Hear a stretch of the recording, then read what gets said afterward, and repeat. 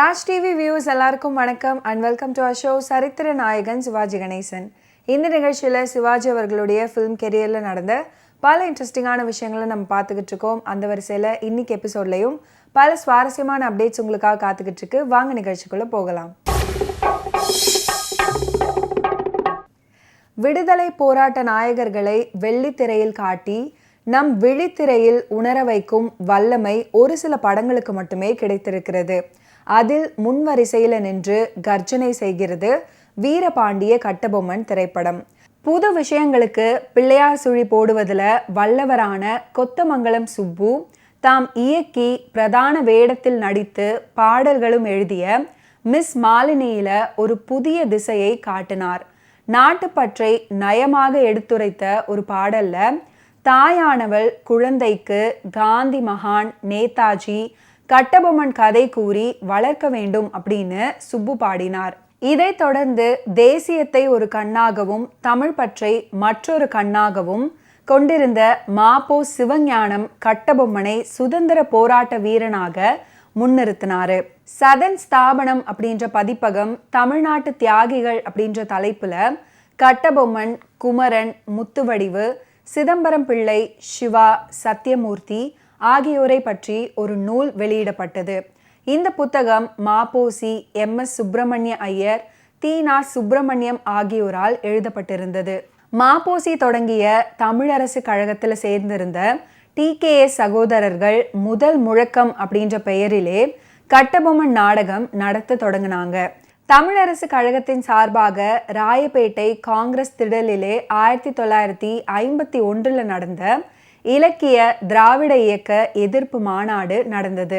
அதுல இரவு நேரங்கள்ல டி.கே.எஸ். சகோதரர்களின் ஔவையார், கட்டபொம்மன் நாடகங்கள் மிக சிறப்பாக நடந்தன.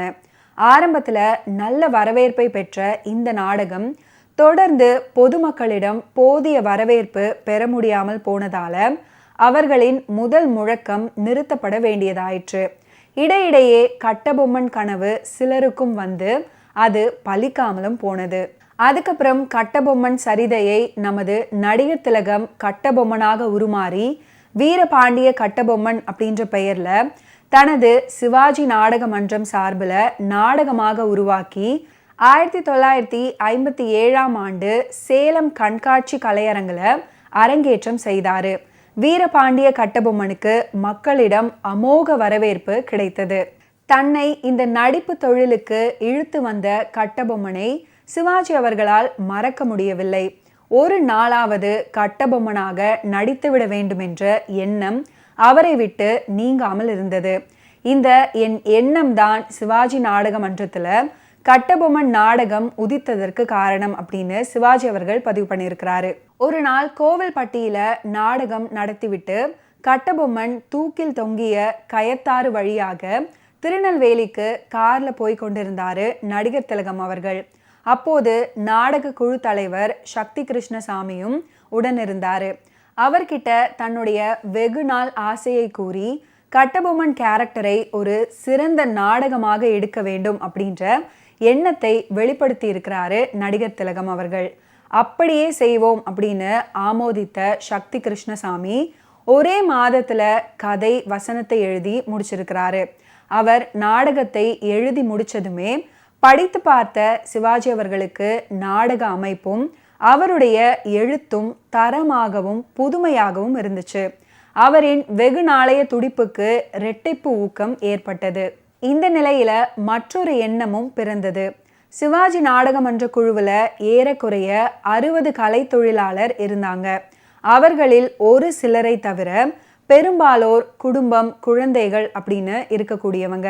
அவர்கள் நாடக வருமானத்தையே பெரிதாக எதிர்பார்க்கும் நிலையில் இருந்ததால அவர்கள் ஊதியத்தை அதிகமாக்க நினைத்தாரு. ஆனா அடிக்கடி நாடகம் நடந்தால்தான் அவ்வாறு செய்ய முடியும்.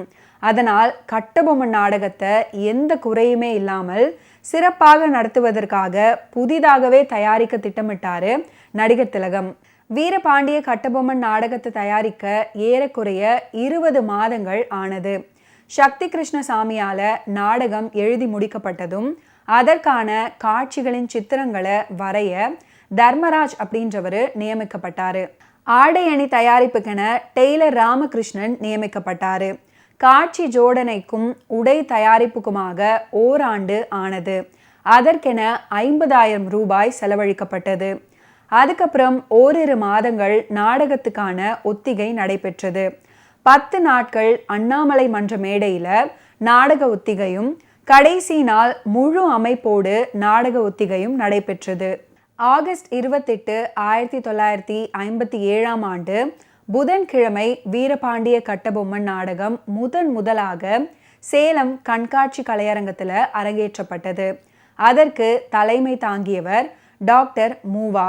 அவர் நாடகத்தை பெரிதும் வியந்து புகழ்ந்து பாராட்டினார். மக்கள் ஆதரவு நாளுக்கு நாள் எதிர்பாராத வகையில் பெருக்கெடுத்தது. முயற்சியும் உழைப்பும் ஆசையும் வீணாகவில்லை அப்படின்னு சிவாஜி அவர்கள் மனதை நிறைத்தது. அதைத் தொடர்ந்து சென்னையில் பல நாடகங்கள் நடந்துவிட்டன. ஓய்வில்லாத படப்பிடிப்பிற்கிடையிலும் கூட 25 நாட்களுக்குள் 16 நாடகங்கள் நடந்தன. பல நாடகங்களில் அதிக வேலையுள்ள பெரும் பாத்திரங்களை ஏற்று நடிச்சிருக்கிறேன். கட்டபொம்மன் நாடகத்தில் இயற்கையாக எழும் உணர்ச்சி நாடக முடிவில் எத்தகைய களைப்பை சிரமத்தை உண்டாக்கும் அப்படின்றத நினைத்த போது பயமாக இருந்தது. அப்படின்னாலும் என் குழுவினர்களோடு ஒன்றுபட்டு செயல்படுவதில் காணும் இன்பமும் மக்களின் பாராட்டுதலை நேருக்கு நேர் பெறும் வாய்ப்பும் எனக்கு எதிலையும் பெற முடியாத ஒரு தனி மகிழ்ச்சியை தந்தது அப்படின்னு சிவாஜி அவர்கள் பதிவு பண்ணியிருக்கிறாரு. வெற்றி வடிவேலனே அப்படின்னு கம்பீர குரலில் VN சுந்தரம் அவர்கள் தொடங்க, மனம் கனிந்தருள் வேல்முருகா அப்படின்னு கனிந்த குரல்ல குறிஞ்சி ராகத்துல அமைக்கப்பட்ட இந்த பாடலில் ஒவ்வொரு முறை பல்லவிக்கு வரலட்சுமி வரும்போதெல்லாம் ஒவ்வொரு புதிய சங்கதி வெளிப்படும். இறுதியில் வரும் விறுவிறுப்பான வயலின்களின் சேர்க்கை முடியும் போது வரலட்சுமி குரல் உச்சம் தொடும். ஓகே வியூவர்ஸ், இன்னைக்கு நிகழ்ச்சியில் நடிகர் திலகம் சிவாஜி கணேசன் அவர்களுடைய ஃபிலிம் கெரியரில் நடந்த பல இன்ட்ரெஸ்டிங்கான விஷயங்களை நீங்கள் பார்த்து தெரிஞ்சிருப்பீங்க. மீண்டும் அடுத்தடுத்த எபிசோட்ஸில் சந்திப்போம். நன்றி, வணக்கம்.